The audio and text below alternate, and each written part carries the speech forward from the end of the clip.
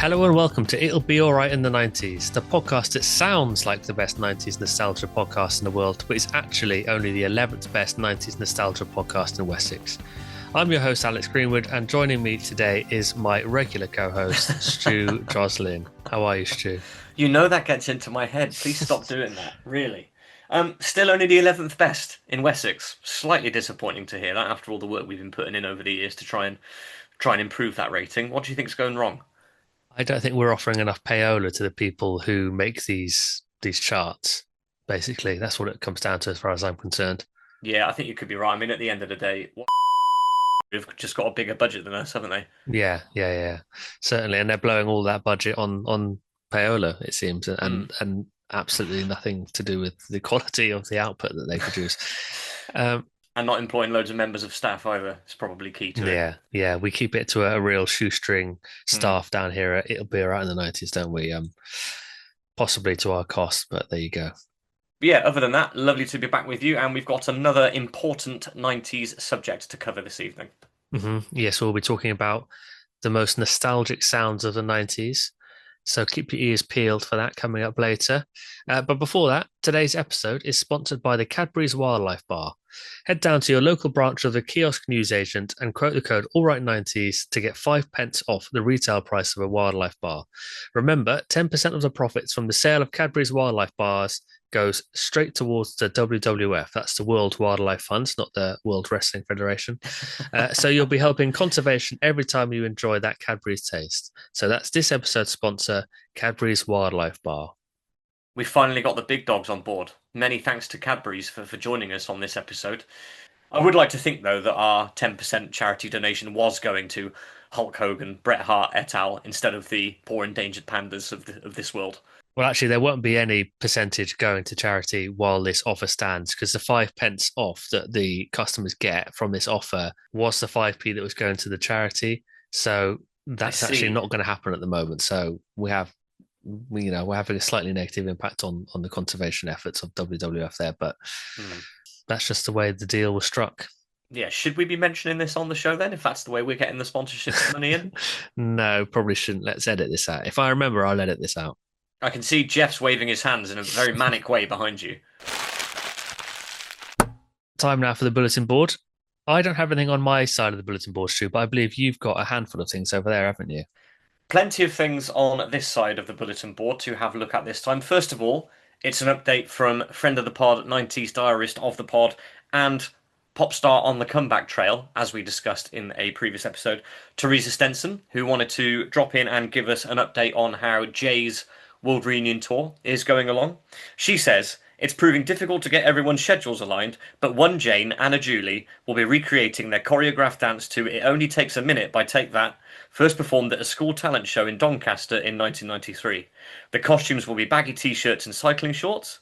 The piece was created in a classroom after school hours and begins with the dancers back to the audience.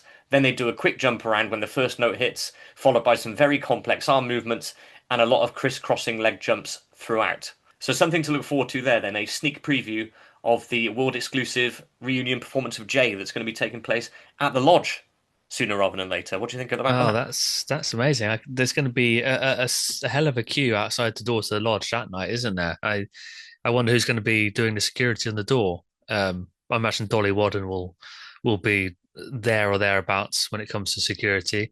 I should think so. They might get the hanging head from the discipline committee as well to help out on that night, because it does sound like it might be oversubscribed.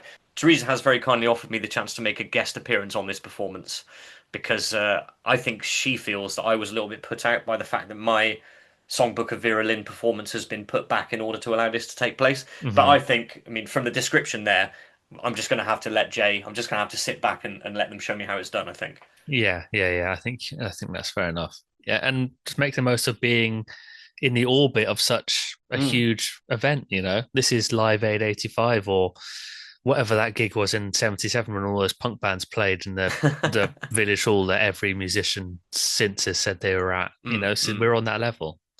I can only wonder what the ticket prices are going to be like. That hasn't been announced yet either. Well, you know how the Harry Styles concerts were announced a week or two ago, and there was a bit of a furore about the ticket prices. I can imagine that might be put in the shade by this, actually. No, no, I think it might give Jeff and the committee even more reason to jack the prices up. Okay, yeah, I could see him, yeah, taking that initiative.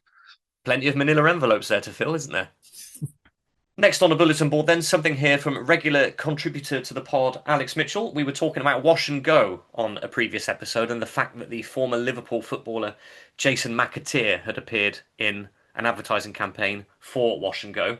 Alex got in touch to say that whenever he thinks of Wash and Go, he thinks of the former British Olympic javelin champion Steve Backley. And there's a fantastic advert here which has got a voiceover by none other than Mr. Steve Ryder, 90s sports presenting commentary royalty as well.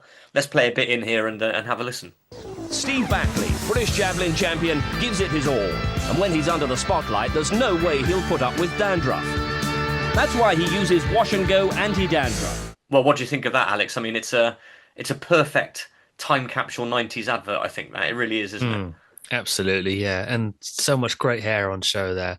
I've got a lot of time for adverts that use, I don't want to say second tier famous people in order to promote their products, but people who are famous in a slightly different field. Like you wouldn't think of going for a javelin thrower in the first place, would you? But I'm really glad they did. And he's still commentating, of course, on the athletics on the BBC. I was listening to him at the weekend, in fact. So great to see that advert for Wash and Go from the 90s with Sir Steve Backley. Many thanks, Alex, for bringing that to our attention. And finally, Alex, this is just something from me. This is something that's popped up over the last couple of days. Have Mark from Glasgow to thank for this, friend of the pod. He posted on his Instagram when he catches up with the BBC4 Top of the Pops reruns, which we are very fond of in this parish. He normally puts up a little couple of posts just to say what he enjoyed about the episodes and what he didn't. But then last weekend, what caught my eye was what he actually watched on BBC4 after the Top of the Pops 90s episodes, which was the first episode of the 90s documentary series Driving School. Do you remember this? Maureen, yeah, Indeed, yeah, Maureen. Narrated by Quentin Wilson. of So it's course, yeah. obviously right up our Strasser here. I had a little look on iPlayer this afternoon. I thought maybe they'd just shown one episode just to fill some time on BBC4 as a little retro throwback. All 6 episodes of the original Driving School series are currently on BBC iPlayer. And I'm actually thinking it might be rich for a watch along. What do you reckon? Oh, it could be, yeah, yeah. That's a good idea. It was so big when it was out. It was amazing looking back how a program like that could have been so popular because it seems like such a thin premise, but it was, yeah, it was all over the place. Here's something for you. Was Maureen from Driving School the first British reality TV star? I can't think of anyone Oof. before that. Yeah, that's a really big shout. Yeah, it could be. I think she had a single and everything. Didn't she do she Oh, did Driving in My Car by Madness, didn't she? I think that sounds about right. Yeah. Let's play a bit of that in. You silly sod, I could have been off then. I've been driving in my car. It's not quite a Jaguar. I bought it in Primrose Hill. From a bloke from Brazil. I mean, I watched the first 5 minutes of the first episode. I didn't, and then I stopped because I thought I have to tell Alex about this, and we have to do a watch along of at least the first episode. But I mean, the 90s tin on the road. She herself is driving a mint green Lada, Yeah, which is yeah, just absolutely perfect. The soundtrack, the fact that Quentin Wilson is narrating as well, the late great Quentin Wilson. Look out for an episode on this coming soon, I think, everybody. Here's your prior warning that we're going to be covering this in great detail. Nice to be able to put something back into the barrel, isn't it? Right. No, what's the most 90s this week? We're having a week off. So in its stead, I think we'll have an anecdote roulette and another round of the quiz. So Stu, should we start with the anecdote? Yeah, certainly. I can give you a rundown of the titles are remaining on my list, but I think we mentioned the hot air balloon a little while ago, and I promised I'd tell you. And then Hmm. I don't think we've done an anecdote since. So do you want to hear about the hot air Yeah. balloon? Yeah, let's do that. Yeah. Okay, you're happy for me to steer you in that direction? Yeah. Wonderful. So this is a Sunday evening, summertime. I remember it was sunny, it was warm, 1997 or 8, and where I lived with my parents, where my parents still live, is just down the road from the biggest recreation ground in Corsham, the Springfield, which we've mentioned many, many times on the show. I don't think I was in the park when this happened, certainly not to start with. I might have been playing in the front garden, maybe with Sam Civic from down the road, because I remember he was there. All of a sudden, a hot air balloon appeared in the sky above the house. Now, that might not seem so dramatic, you think, for a summer Sunday evening, probably the perfect time for a spot of hot air balloon flight. But what was strange about this was the height of the hot air balloon. It wasn't very high at all. In fact, it was only, I would say, less than 50 meters above sort of roof lines. It was Hmm. very, very low. It was the lowest hot air balloon I'd seen outside of Bristol Balloon Fiesta. And it was moving at pace towards the Springfield. So I looked at Sam, and Sam looked at me. We had our bikes, and we were like, we've got to go and follow this and see what happens because it's got to come down somewhere. And chances are we're going to get to see a hot air balloon landing on the Springfield. I mean, Hmm. how cool is this? So we shot down the road, turned right at my nan's house because she lived right opposite the Springfield, and Sam and I are cycling along this path pretty much as fast as we can, and the balloon is now directly above us, like we are looking at the bottom of the wicker basket, and we Hmm. are keeping pace with this hot air balloon. I'll never forget it. I can still see it now. At this point, there are already people in the park who have begun to sort of gather on the small sort of hills that were in the park in order to Hmm. get a better vantage point of this. People are beginning to come out of their houses on the streets in order to see what's going on. But we're first on the scene because we've seen it first. So we pull up on the path. The hot air balloon has now passed us by, and it does. It comes down with a bump in the backfield of the back of the Springfield before you get to Valley Road. So that backfield on the right before you get to the Valley Road side. Everyone else who doesn't know where Corsham is or what the geography of Corsham is, it's just a hot air balloon landing in a field. That's all it is basically. But I remember it being so exciting, and I remember everybody on the street coming out to sort of look at it and see what was going on because clearly nothing like this had happened before in the Springfield. To this day, I don't know if it was a forced landing, whether something had happened, whether there was a problem with the balloon, maybe there was an issue with one of the occupants, maybe it had taken a turn or something at being so high over Corsham on a summer's eve. But yeah, this hot air balloon then came down, and there's obviously loads and loads of I don't know what you call it, hot air balloon material everywhere, all over the field. And everybody just sort of had a look and a peer around at it, and then all went home again. But it's just something that stuck in my mind. The Sunday evening that a hot air balloon made a crash landing in the Springfield in Corsham. One of my favourite summer memories from living at home in those times. Hmm. If you were in that balloon and you're listening to this podcast, get in touch. Oh, please do. I would love to know. Yeah, I would love to know what the story was there. The basket didn't like tip on its side or anything, so it wasn't a bumpy landing. It was still a controlled landing, but I just think maybe that wasn't the intended landing Hmm. site. Because don't you have to have somebody? Well, you do have to have somebody following in like a car with a trailer so that you can Yeah. pack this thing up again. And I don't Yeah. remember there being any evidence of that. So yeah, I really don't know what the cause was, but I don't think it was supposed to happen in the way it did. I think they must have just strayed into the infamous Northwest Wiltshire Triangle, which Mm, is known for having no lift. So you'll very rarely see any aircraft of any sort, mm. or even birds of any size flying over that area because they will just sink to the ground. There is no lift, so that must have been what happened. They were probably heading for Westbury or something, get a nice view of the White Horse. Accidentally caught a cross draft, ended up over Yeah, Corsham, and the rest is history. one of the famous Corsham thermals. Yeah, if you Mm. see Hungerford House, then you know you're a goner. Yeah, yeah, You've yeah. always done one. Bit of Corsham humour there for the for the locals. It's good stuff. It's good stuff. Right then, Stu, let's do a quiz. It's been too long. You've been trying to avoid it, um, but Have we got my stats there? What are my stats at the moment? yeah, let me bring the stats up. Right, so you've had 3 attempts since records began. Obviously, there's 3 points on offer per quiz, so there's a maximum of 9 points you could have had from those 3 quizzes. Hmm. You're currently standing on three, which is a win percentage of 33.33%. So, I mean, I don't need to say anything. You don't need to say anything. Our You don't. listeners will know. The only way is up. Let's go. Let's see what happens. So, as usual, the 3 rounds are fashion and trends, film, and music. Where would you like to start? I'll take them in that order, please. Okay. So, fashion and trends. Okay, here we go. It's a very slick machine, this podcast. Which young British artist won the 1995 Turner Prize for exhibiting two halves of a cow and a calf preserved in formaldehyde? Okay, if it's not Damien Hirst, I am walking out. It is Damien Hirst. This is a good Okay, start. right, This is we're a good off. We're off start. and running. Here we go.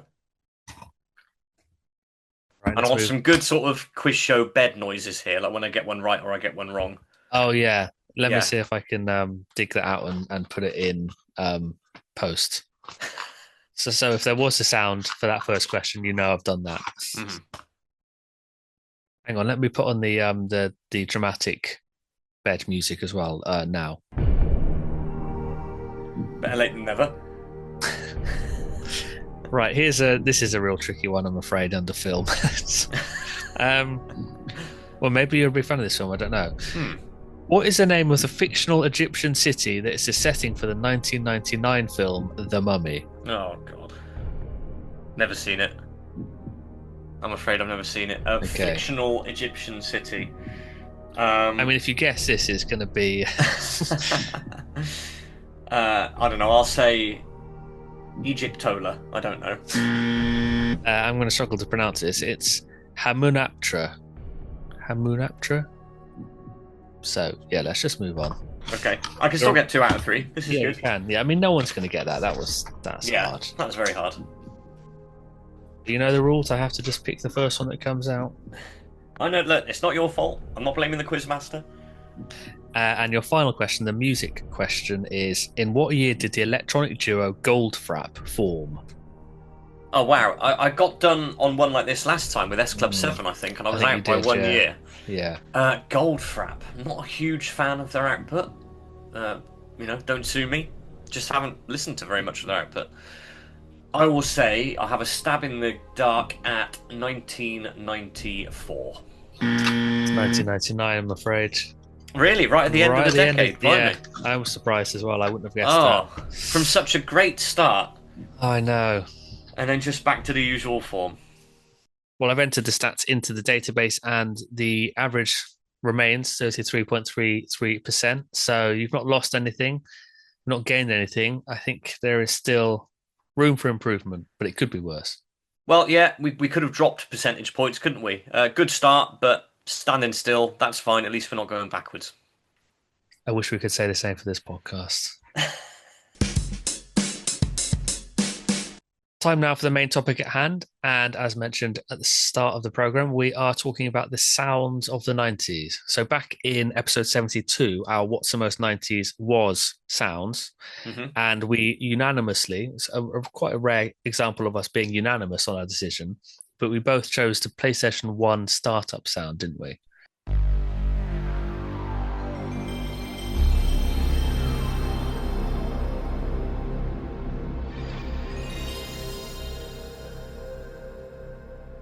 We did indeed, yeah.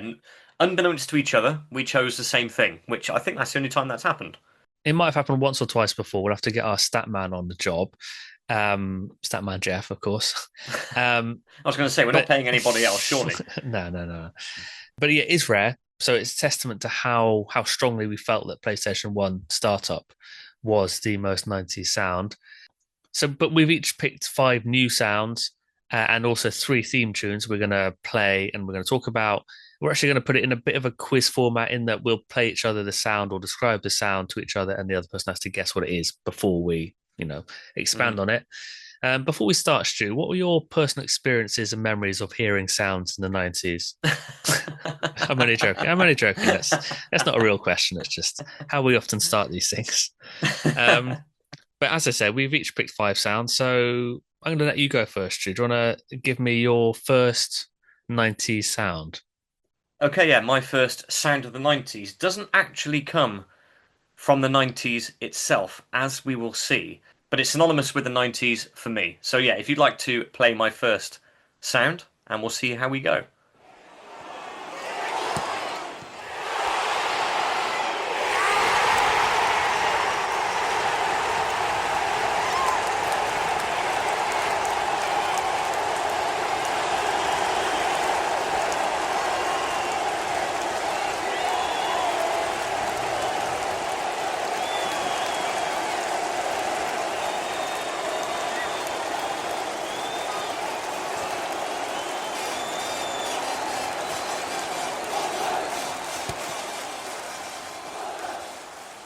That's the unmistakable sound of a football crowd because during a goal, I assume. And there's also a little blast of the dirt, dirt, dirt, dirt, dirt thing, which I think is also a football, I don't know, jingle. Jingle. I don't know how else to describe it. But yeah, expand. So this actually comes from a second division match between Portsmouth and Carlisle, which took place on the 6th of May 1985. But bear with me, because this exact goal celebration sound was then used in countless TV programs, on Final Score, on football bloopers videos. It's this exact sound, and I know that it's the exact sound because just before the main crowd start cheering when the goal goes in, there's a guy who goes just a micron of a second before, and you can hear one voice start cheering just before all the other voices start. And then there's also about 3 or 4 seconds into the main cheering, a little bit of sort of high trilling from somebody as well in the background. And this actually became the subject of interest on X, formerly known as Twitter, 4 or 5 years ago, when Ellis James, that up and coming podcaster that we mentioned so much on here, was looking for this sound because he, like me, had detected that it was used in all over the media in different sort of football related situations. And it's actually in the BBC sound effects library, and there's loads of sound effects from this game, just this nondescript second division match between Portsmouth and Carlisle in 1985. There's about 9 or 10 different sound effects that were recorded at this game that are available on the BBC sound effects website that are used in all different kinds of situations when people are just looking for library football sounds to chuck over, footage of football when they're making up things like football blooper videos or general football footage that doesn't have a soundtrack on it. And it's that exact goal celebration sound that is my first sound effect of the 90s. Oh, I love that. I love the detective work that's gone into that to uncover this legendary bit of footage. And yeah, it's funny to hear a crowd like that without any commentary over it because you don't hear that unless you're at the match yourself. So yeah, that's really cool that it was recorded sort of professionally by the BBC and used in that way. And so had you worked out that it was this clip or had you heard about the investigation first? So when we decided that we were going to discuss our favourite sounds of the 90s, I knew that this was going to be one of them, and I knew that this had come up previously. So I then had to go and do some digital archaeology to go back, work my way back and find out where it was from. But I knew that there was a particular match that had a load of its sounds recorded and then put in the BBC sound effects library somewhere, and it was just a case of tracking them down from there. But that goal celebration sound is so familiar to me because it has been used on so many things, even on, say, kids' TV. Say there was an episode of Sooty and Co. where they're playing football and a goal scored, or Chuckle Vision where they're playing football. That is the sound effect that will have been used, I guarantee it. It will have been used on Own Goals and Gaffs that we discussed last time. It's definitely on there. It's definitely on Nick Hancock's Football Nightmares. It's on all of those sorts of tapes. And I knew that it had to be this one. It couldn't just be a goal celebration sound. It had to be that particular one. And just from those little nuances that I discussed earlier, I knew that I would be able to pick it out. And that's where we got to it. That's a great way to start the episode. Fantastic work. Who knew that Portsmouth versus Carlisle from May 1985 would turn out to be such an important match in the history of all broadcast football? Anyway, we digress. We've got lots of effects and themes to get through. So, Alex, what's your first one? Well, Stu, if you want to press play on clip number 1 and see what you think it is. Okay.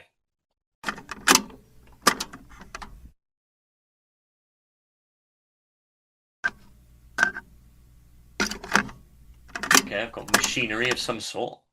Sounds like...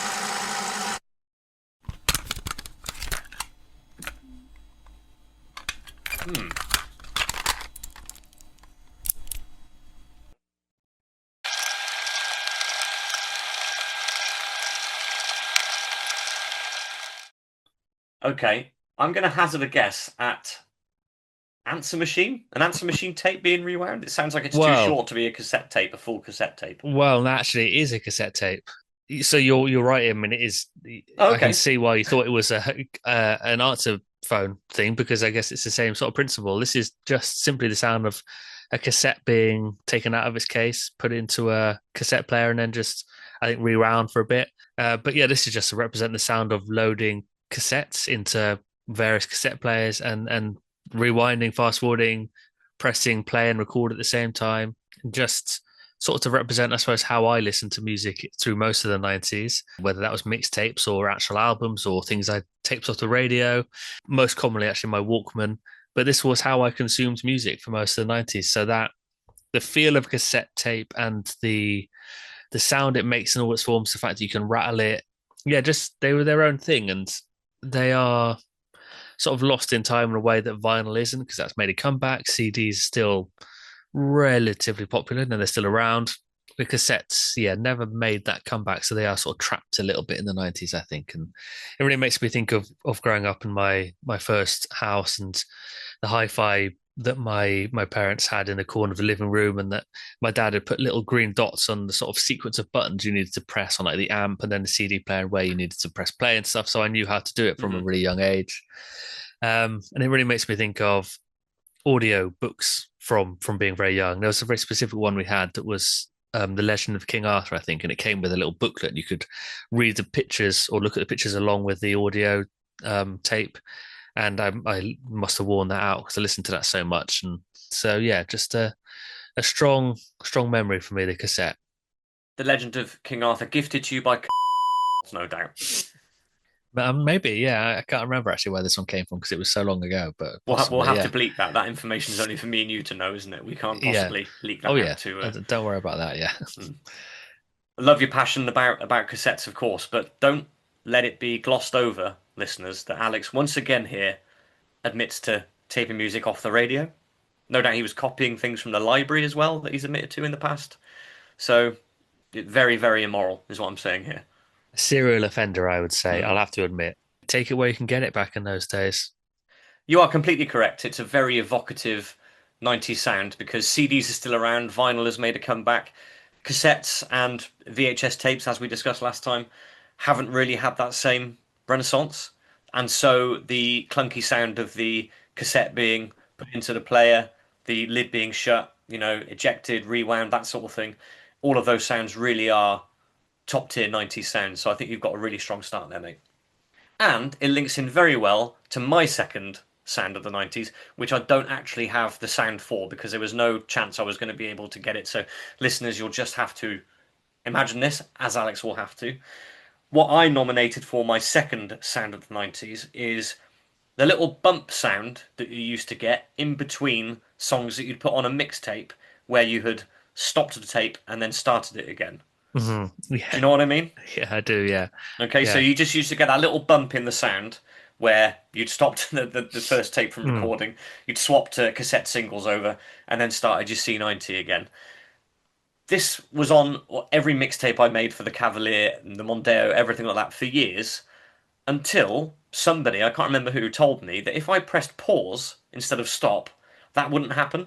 So you just press pause on the tape that you're recording to, and then when you've loaded the next one, just take it off pause, and it would just carry on recording. And then I did that after that for the rest of my mixtape building career, and that little bump sound was erased, which is a shame, really, because it was such a part of it to hear those little bumps as you went along your mix. Eradicated by the pause button, yeah, that little trick. So that was my second sound of the 90s, which I was never going to be able to get something to demonstrate that, but it's that little bumping sound in the middle of a mixtape. I think we all go through that exact same experience where we discover the pause technique rather than the stop technique, because I had exactly the same thing, presumably some years before you did. But yeah, it's a rite of passage for mixtape production, isn't it? We all go through it. Yeah, I really found out late on in my mixtape career, and then obviously moved on to burning CDs. So I'm not sure I made that many mixtapes that had that perfect pause and play, seamless transition between songs. Did you not go back and remaster your mixtapes by doing them again with the pause? That's true. I should dig them out and remix and remaster them now, shouldn't I? And get rid of it all and just slightly reduced hiss, all that with all the modern technology. Yeah, that'd be good. Okay, next time I'm with my folks, I'll see if I can find any.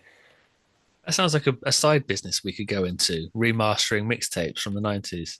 Yeah, well, God knows we need one. That's a good idea. Yeah, write it down. Don't tell Jeff. Okay, so it's back to you then. Yes, right. Do you want to hit play on my second clip there and see if you can guess what it is? Okay, let's go.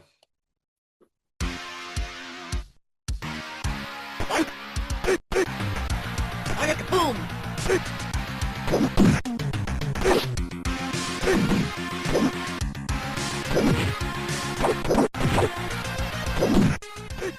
It's a video game theme. That's what I can tell you at the moment.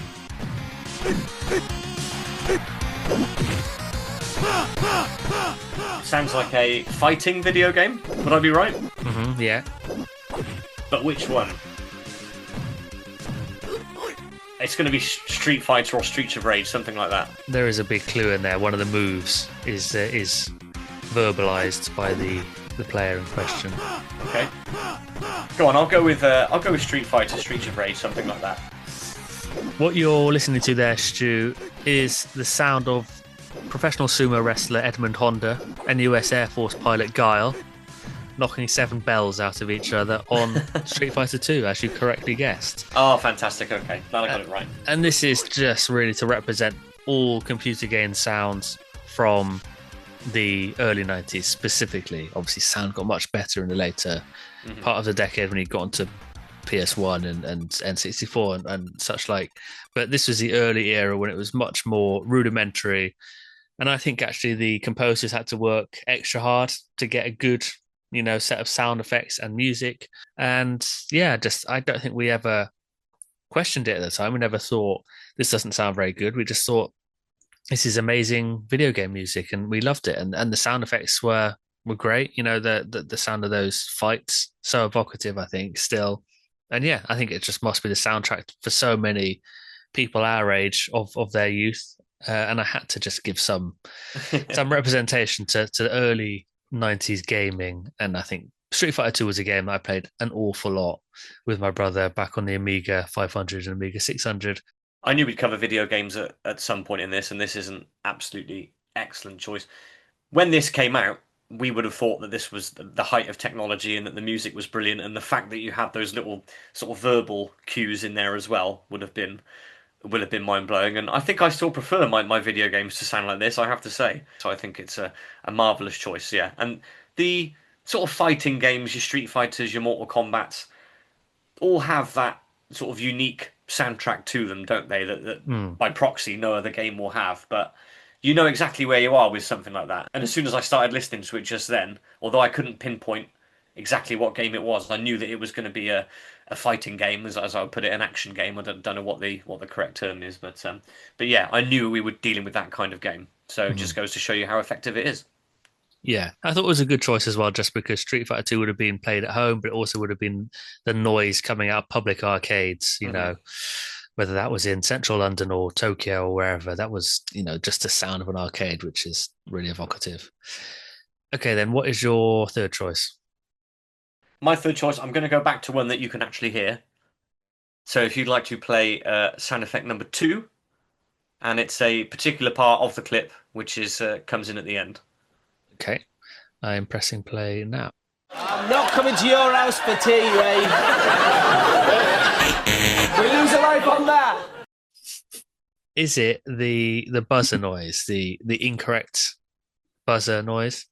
You are correct. It's an incorrect answer buzzer, specifically an incorrect answer buzzer from Family Fortunes, who I think did it first and did it best when it comes to incorrect buzzer sounds on TV shows. Also, I think what makes this more famous is the fact that Family Fortunes always seem to have the funniest wrong answers, to the extent where I think clip shows were sort of made up when the show was off air in the summer or whenever it wasn't on the air.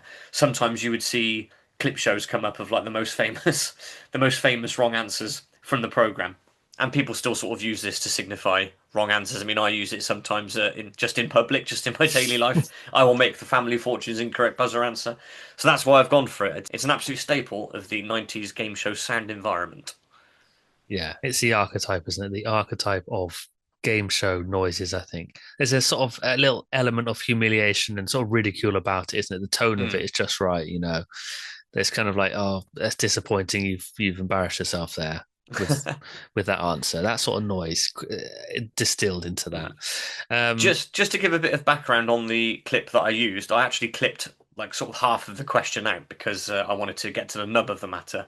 But the question on the clip I used was a topping for jacket potato, and the guy that Les Dennis asks the question to suggested jam as a topping for a baked potato, Okay. which obviously then elicits the incorrect answer buzzer. So just so you know, that was why.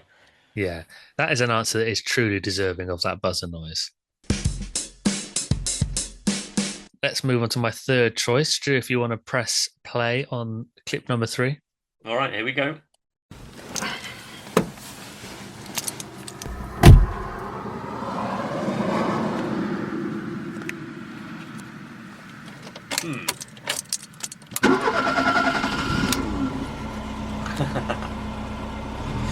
We've got an engine starting. The car's being revved.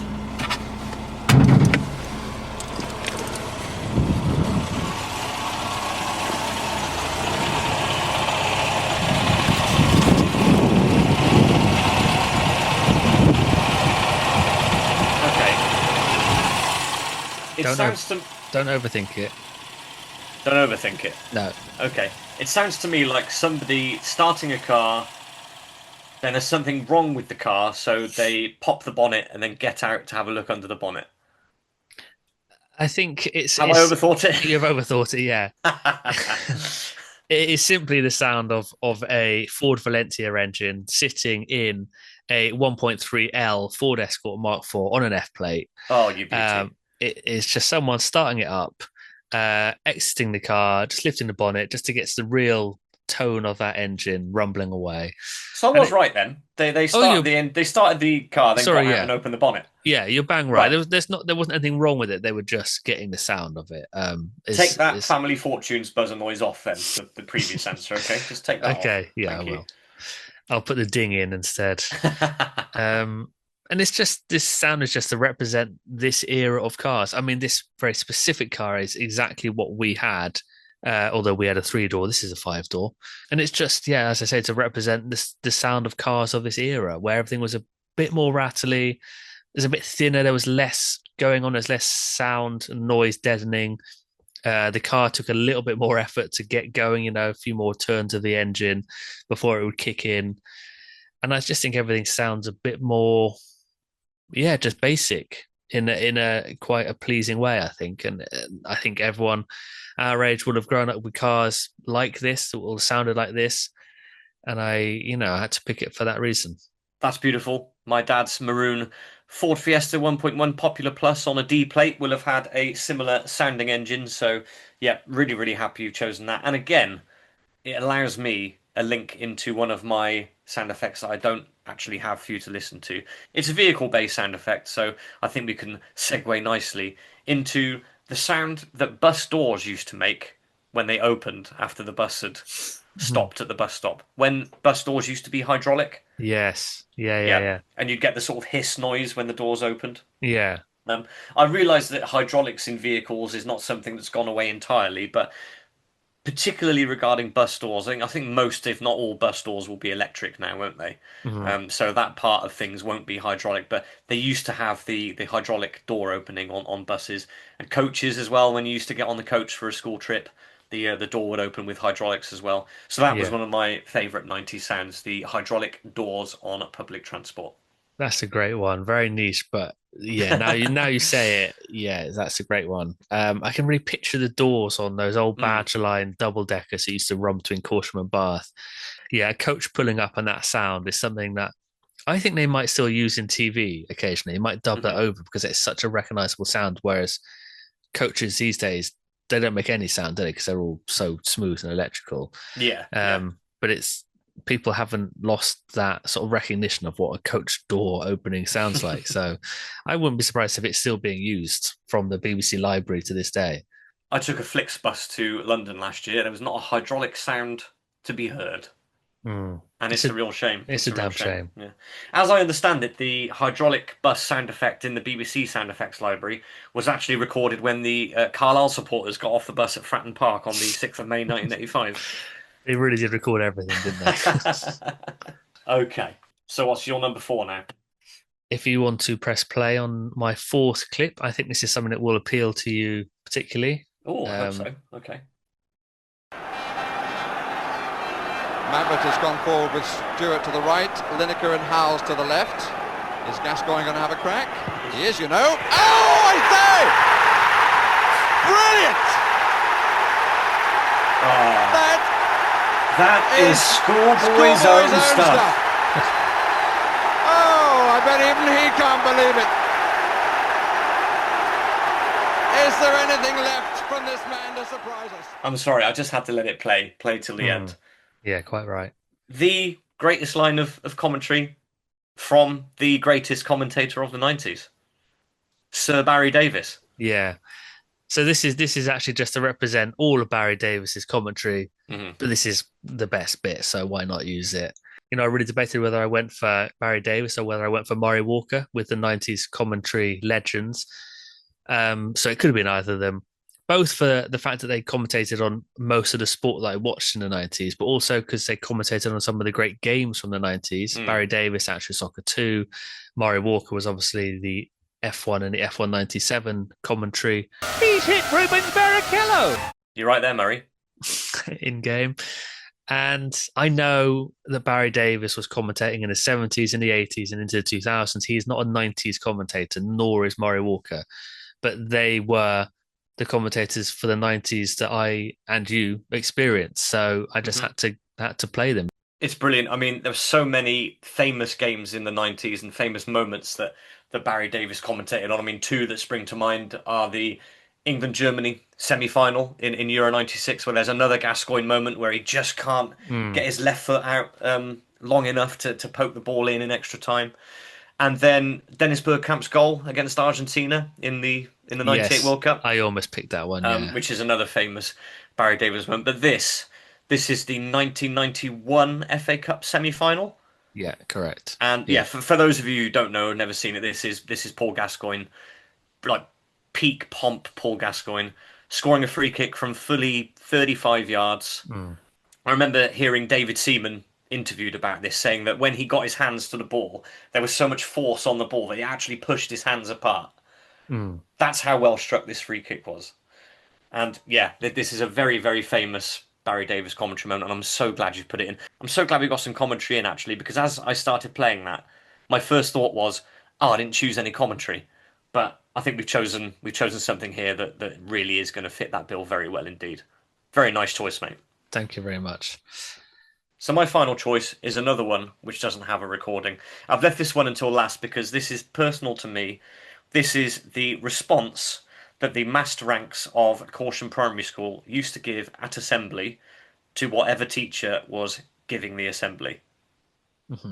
So the teacher would walk in and say, for instance, "Good morning, Year 5." And then everybody in the hall would chant in exactly the same pitch and tone, "Good morning, Mrs. Teacher." Yeah. Obviously, I've substituted the word in for the surname there. But that is exactly how every assembly from reception class until Year 6 class used to start. And I can still obviously remember the tone and the timbre of that call and response now. It's something that stuck with me for a long time. Obviously, you don't do that sort of thing in secondary school. That would be strange. If I was going to pick one from secondary school, it would be our head of year, Howling Howell Evans, always saying at the end of every assembly, "Please remain seated until your tutor tells you to go." He always finished assemblies with that. But hey, that was a 2000, so we can't talk about it. Hello, Howell, if you're listening. I hope you're well. So yeah, I've gone for the sound of the primary school morning assembly starting at Caution Primary. I'm sure it was the same in other primary schools, but if your primary school assembly call and response greeting differed from that, please do write in and let us know, because this is something that I would like to sort of build a little collection of. Like we did with the playground games names, didn't we? When there were different names for... Was it 40-40 in? We had lots of different names for that. Yeah. So if you had different primary school assembly greetings, do write in, let us know, because I'd love to collect a few of those sort of regional variants of that as well. Our primary school was exactly the same, exactly the same. I never sort of questioned whether that's what everyone did, but it's good to know that you did, and unless it's just a caution thing, then I presume most people probably did this. I don't know where that sort of trend started. If it was like at some conference somewhere in the late 70s, they came up with this idea and installed it in all primary schools across the country. But yeah, very evocative again when you described that. It took me back to the beginning of the day in Caution Regis Primary School in 1991, doing exactly that. Well, yeah, we were doing it across town exactly the same time. Okay, shall I hit play on your last sound effect? This, Stu, is my pièce de résistance. This is this is the most Proustian one for me, and I hope it will be for you as well. So go ahead and press play. It's going to have to go some to beat Barry Davis, but let's go for it.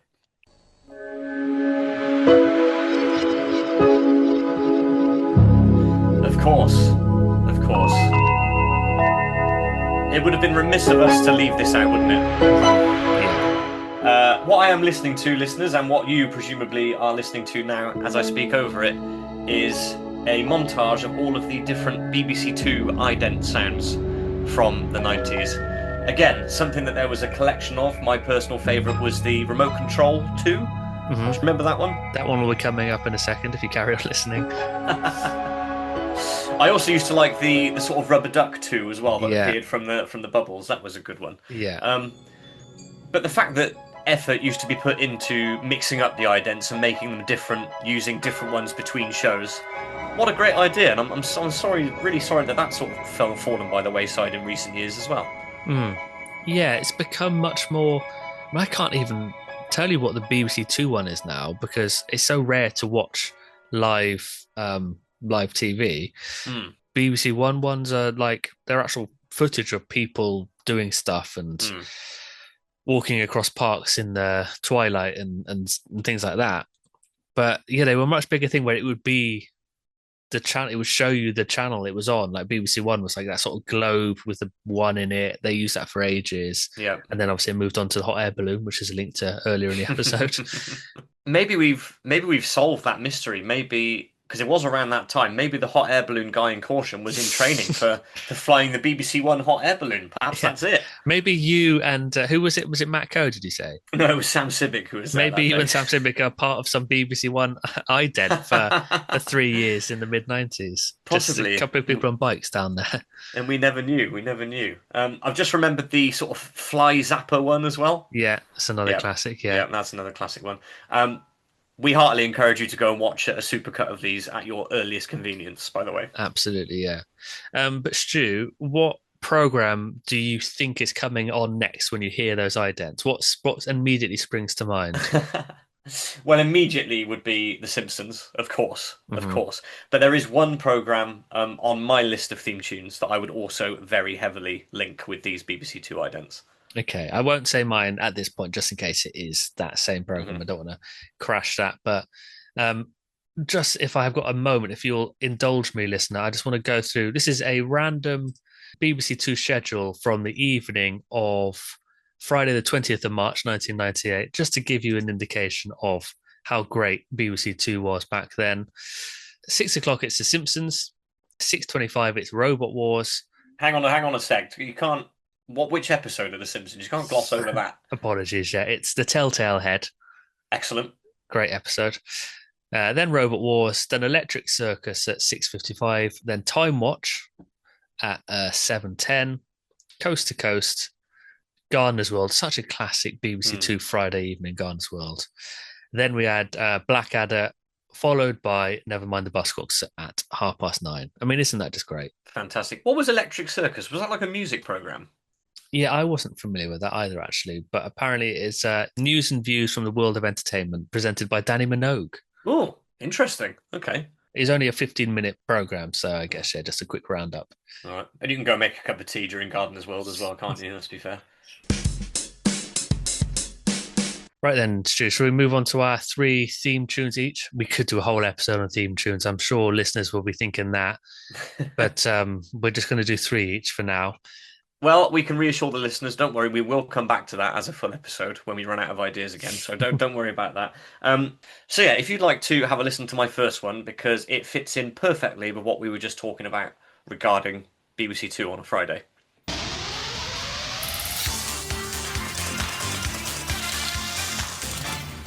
I can already see a smile spreading across your face. Oh yes. This. Well, now I'm worried I'm going to get it wrong, but this is Robot Wars, right? Correct. Yeah, it's Robot Wars, of Of course. course it is. There's the sound of a circular saw buzzing straight through plate steel. Yeah, absolutely. I thought you might say this as your BBC Two ident lead-in program. Mhm. Yeah, excellent stuff. Let's face it, if you were ever going to be a kid who was a part of Robot Wars, you needed a parent or some responsible adult who was really, really into it as well that you Yeah. could latch onto. Yeah. Particularly the first, maybe just the first series, because Clarkson hosts the first series, doesn't he? Definitely. Yeah. I don't know if he does the second series and then hands it over to Craig Charles, but Clarkson was certainly there in the beginning, as I think we've discussed before. I also didn't realise how much that theme tune sounds like Two Tribes by Frankie Goes to Hollywood It does a bit, yeah. Yeah, until I yeah. listened back to it in preparation for the episode. But that is, yeah, one of my 90s TV themes. Friday, 6:25 or 6:45, depending on whether there'd been a double bill of The Simpsons. Robot Wars, brilliant. Yeah, so just to go back to what my BBC Two ident follow-up would be, it would be Red Dwarf. I was worried you might say that, but Red Dwarf was what I think of with those BBC Two idents. But Stu, do you want to click on my first audio clip there and see if you recognise this? This is a very, again, Proustian one for me. Certainly.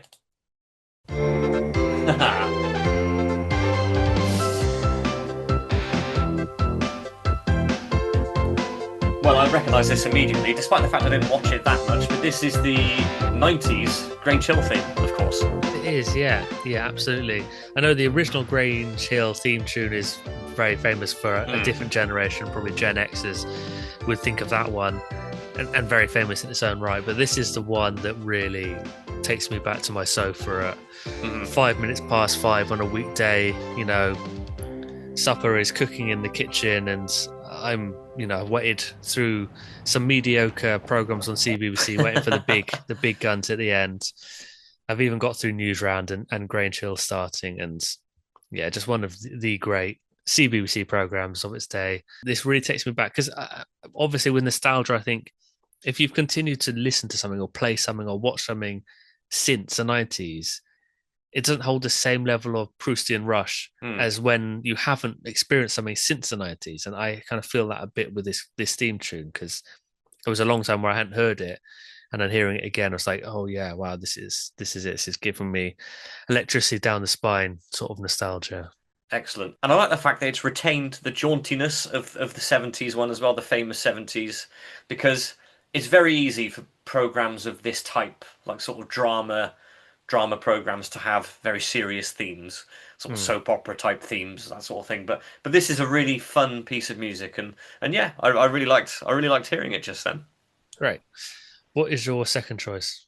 Again, this is going to be familiar for a lot of people, sort of midweek evening viewing, and this theme comes from the time when I was really into this show.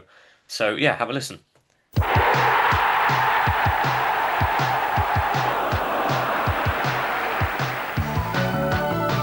Ah, there it is. Okay, it's kicked in now. Lovely stuff. Would this be the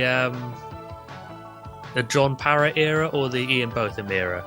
It's the John Parrott, Ali McCoist, and Sue Barker era of A Question of Sports. This is 1996 onwards. I really had a period where I didn't miss A Question of Sport, and I had a ritual for it, where any other TV show I would sit in an armchair, or I had a beanbag for a while that I would sit on. But for some reason, when A Question of Sport came on, I would bring a dining chair in and sit on that in front of the TV and watch it. I'm not entirely sure why that was my ritual for A Question of Sport. Maybe I thought sitting in a decent upright posture would help me to do well on the quiz. Question of Sport, by the way, if you watch a 90s episode of A Question of Sport, an 80s episode of A Question of Sport, really, really hard, like so hard. You have to know your sport in order to do well on A Question of Sport, as we actually experienced a couple of years ago when we tried the board game, didn't we? Oh With yeah, of varying course, yeah. varying levels of success. I think there was a 1 minute round, and it was name every player that's been sold for more than £1 million by Wimbledon Football Club in their entire history. Hmm. I had a look at some of the listings for Question of Sport on the good old BBC Programme Index, and I found the episode I was looking for. Excitement will have been at fever pitch when I saw this in the What's on TV guide, for one person in particular, but listen to this. How about this for a lineup for an episode of A Question of Sport? Okay, I'm going to read you the excerpt from the Radio Times. The sporting quiz with team captains Ali McCoist and John Parrott and Sue Barker putting the questions. This week's guests are controversial boxer Chris Eubank, athlete Roger Black, who won Olympic and world silver medals in the 400 metres before retiring earlier this year, Aston Villa's Australian goalkeeper Mark Bosnich, and snooker player Stephen Hendry, winner of 6 world titles since 1990. Big names! Huge names! That's a big lineup. You must have been really sitting upright on that chair for that one. I think I stood, actually. I stood to attention for Yeah, the quite right. for the entire episode. That's from Wednesday, the 25th of November, 1998. Unfortunately, of course, I had a look on YouTube, but there aren't any. Bozza was actually on a few episodes of Question of Sport in the late 90s, but none of them have been put on YouTube so far. I will continue the search, and I would love Okay. to, particularly, I'd love to see that episode with all those famous names on it. But yeah, Question of Sport, fantastic program, and really, really loved it in the sort of mid to late 90s when Sue and John and Ali took over. Yeah, I was a big fan as well. I watched it in the era before, and then I watched it into the Sue Barker era as well. And there was a point, sort of late 90s, early 2000s, where the mystery guest was Ewan Thomas every single time. I don't know if you remember that. Okay, for my second theme tune, then, Stu, this will not surprise you or anyone else at all, but I'm gonna just love it. This is hard to listen to. This is so nostalgic for me. But go ahead. If I could hazard a guess, I'm going to write something down here, and then I'll hold it up to the screen if I'm right. Okay, okay. I'm going to press play now. So open up your morning light and say a little prayer for I. You know that if we are Ladies and gentlemen, he is holding up a note that says, "I don't want to wait." It is, of course, one of the great theme tunes of the 90s and early 2000s. I mean, there's nothing much to say about it because I've said so much about Dawson's Creek before. I think it's a great song in its own right. Of course, Paula Cole, the songwriter and performer, gives me nostalgic chills every time I hear it. Even more now with the death of James Van Der Beek. I think it's a crime that it was replaced by Run Like Mad as the theme tune for a long time due to some rights issue. Okay, I didn't know it had been replaced. That's interesting. Yeah, it did eventually come back not that long ago actually, and it's now been put sort of back in its rightful place. But I just love the song. I love the program it comes from, obviously, and yeah, I had to choose it, even though it was a real cliche and everyone knew I was going to choose it. But there you go. No, of course, it had to be done. It had to be done. I'm glad you did. It's a great song in its own right as well. I really like the song, so yeah, glad you chose it.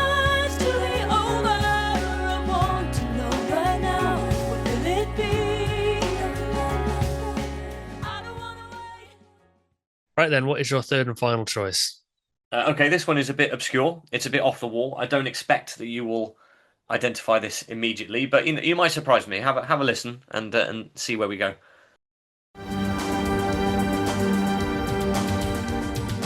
Is it you or is it me? Lately I've been lost it seems. I think the change is what I need. This is not ringing any bells. No? Okay. The name of the show is mentioned in the lyrics of the song. Taking time to hold my place. Yesterday's another race. Just living for the times we've seen. Any guesses? And the writing on the wall says I'll be shining and street. No, I can't. It doesn't really sound like a theme tune to me. It sounds like just a pop song. It's quite Well, a good song. Herein lies the rub. What we are listening to is the closing theme for the New Zealand soap opera Shortland Street. Ah, okay. Yes. Okay, which is centred on the fictitious Shortland Street Hospital. It is New Zealand's longest running drama and soap opera. It's been broadcast continuously now for over 8,000 episodes since it was first broadcast in 1992. And while I've specifically gone for the closing theme for Shortland Street is because it puts me right back at my gran and granddad's house during school holidays, and I think there must have been something on after Shortland Street that I would be watching ITV for. I've got a bit ahead of myself. ITV had the rights for this, and they would show it during the daytime in the 90s, about sort of 1 o'clock, something like that. So it was like a lunchtime soap opera, and then there might have been a quiz show or something that I wanted to watch on afterwards. Because when I was looking for the opening theme of Shortland Street, it didn't have those lyrics on it. Okay. And I thought to myself that there was definitely lyrics on it because I remember the singer singing Shortland Street in the actual credits, actually naming the program. I was like, I wonder where I got that from then. But then I looked at the closing theme and realised that that was the one that had the lyrics on it. So I don't think I ever saw 5 minutes probably in total of Shortland Street, but that closing theme I heard over and over again because I was lining up the next program to watch. Maybe my nan was a fan, I'm not sure, because it definitely seemed to be on all the time back there at my nan and granddad's house during the holidays in the 90s. Maybe it was just on, they'd left the TV on after the lunchtime news, and Shortland Street came on next. But whenever I hear that closing theme to Shortland Street, that's where it puts me. It puts me right back there. That's great. That's a whole other topic, isn't it? Program theme tunes that you know from them ending because you were going to watch something else afterwards, or they just signify something. So that makes me think of, for me personally, Flying Doctors, which I think was on before CBBC for a long time in the early 90s, or another Antipodean hospital drama. Yeah, of course, yeah. Or I think Last of Summer Wine, one of the most depressing, melancholy theme tunes ever because it was the end of Sunday and you were going back to school the next day. Songs of Praise, Antiques Roadshow, really kind of iconic for the fact that it signified something when it finished. So yeah, great topic. And yeah, that Shortland Street theme tune is actually made me feel a bit nostalgic. I don't think I've ever heard it before, but it's just got a feel to it, hasn't it? I was very pleased to see that it was still going, actually. I thought maybe it would just be a show that lasted for a couple of series that ITV bought just so they had something to put on in a half-hour slot on a sort of midweek lunchtime. But, it's been going for over 30 years now, and that's fantastic. Hopefully they've still got that same theme at the end. But yeah, no, I had to go for that just because it's so unique as well, I think. I can't think of many shows that have sort of lyrics over just the closing titles or just the opening titles. Yeah. So maybe it's unique in that sense. Okay, so you've got one more? I have. You're going to know what it is, Stu. You're going to recognise it immediately because you're a fan of it as well. And again, hard for me to listen to because it's so nostalgic. I love it, but press play. Okay. Oh, yes. Yes. What an absolutely fine theme tune we've chosen to leave until the end. We are, of course, listening to the theme from Due South. It's a great 90s TV theme to a great 90s television programme. I love it. I'm really glad that yourself and Big Tim Parker have introduced Due South to me over the last few years. My dad used to watch this all the time. This was another sort of midweek BBC Two post-Simpsons programme. It'd be on a sort of 6:45, 7 o'clock, something like that. And my dad used to love Due South when it came on the first time round. Many happy times sitting with him and watching it. And yeah, just a great theme. What can I say? We've already had some great correspondence in on this subject, so many thanks for sending that in. Let's start with our friend Mark from Glasgow, who identifies his most 90s sound as, quite simply, a dial-up modem. That's absolutely classic, isn't it?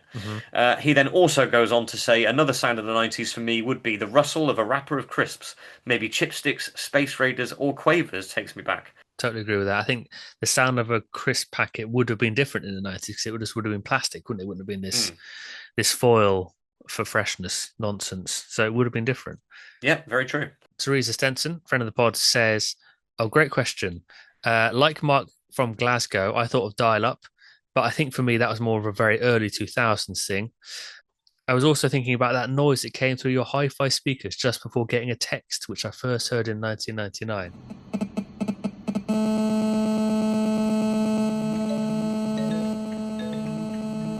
Definitely remember is that. a brilliant one. That is Yeah. such a brilliant suggestion. Yeah, you leave your phone on top of the hi-fi and you get those little sort of bips coming through the speaker. I don't know how to describe it. Everyone will know what we mean. Yeah, yeah, yeah. Everyone will have heard that, of course. Other sounds that spring to mind for Teresa are Sega, the various jingles and effects on a game of Super Mario, like collecting coins, growing bigger, the time running out noise, etc. TV themes for Teresa are Neighbours and Home and Away, Top of the Pops, TFI Friday, and The Simpsons. Standout for kids' TV would be Trapdoor, Poddington Peas, that's a banger, Gummy Bears, Fireman Sam. I didn't necessarily love all these shows, but they were proper bangers. Down at the bottom of the garden, among the birds and the bees, a little lot of little people, they call the Poddington Peas. Oh, maybe there are some sounds from TV ads. I may have to come back to this. Quite right, Teresa. Go away and have a think, because there's probably absolutely loads. I didn't think of adverts at all when I was making my choices. This is very fertile ground, isn't it? I think this is ripe for more investigation. Brother of the pod, Adam Greenwood, says the original PlayStation booting sound has to be up there. Dial-up internet is the top one, plus the sound on your speakers before getting a text, like Teresa said. Leon Francois Dumont simply post a GIF of the Sega startup screen, so that was obviously referenced by Teresa. It's a very good one there, I think, Leon. And then listener to the pod, McRufus, says the sound of opening a CD case from the first time, trying to extract it from said case without scratching it, as it felt so delicate in comparison to cassette tapes, and then the whirring sound as it loaded. Pure 90s joy for me, until they got a scratch and started to jump or skip the tracks. Absolutely, yeah, brilliant stuff. Thank you very much for all your correspondence on that. Please do keep it coming in. There is such a deep well of 90s sounds. So, yeah, have a think and let us know your thoughts on them. Do let us know. We can always come back and do a second episode. It sounds like there's plenty more out there that needs to be covered in detail. Well, that is us done then, Stu, for that topic. I think sound and audio is one of the most, I don't know what it's just, it distills nostalgia in such a deep way, and it can just bring stuff, emotions and feelings back so quickly. So I think this episode was long overdue, and I'm glad we've done it now.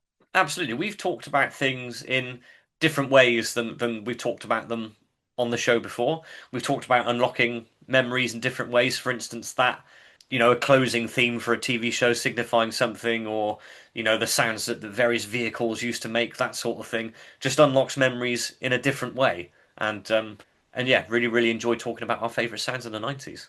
Yeah, I think we should put this in our awards folder, don't you, Stu? I think so. I mean, it's a dead cert, isn't it? If anyone wants to get in touch with your thoughts on the most 90s sounds, most nostalgic sounds from the 90s, do get in touch in the usual way by following the link tree in our episode description below, and you'll find links to our email address and our Instagram and our YouTube. So go on, get in touch and let us know what you think is the most 90s nostalgic sound. We love hearing from you. It keeps us going. We do read everything that comes in, including your email, Stu Zanoni. We are getting around to it, and we will respond fully in due course. Please, trust me, stick with us. Stu, I don't think we know what we're doing next time, do we? No change there? No, as per usual, we don't, but rest assured, we will be back. Absolutely, yeah. We might not be able to top this episode, because as we say, this is awards folder stuff, but, we'll do our best. But we are wrapped up for today's episode, so it just remains for me to say thank you again for listening. We hope you enjoyed the show. It's goodbye from me. I am just off to turn the lights off, lie down on the sofa, and listen to a loop of those BBC Two idents. Thank you very much for listening. It's goodbye from me. Oh, I say, that is Schoolboy's own stuff. Goodbye. Ta-ta.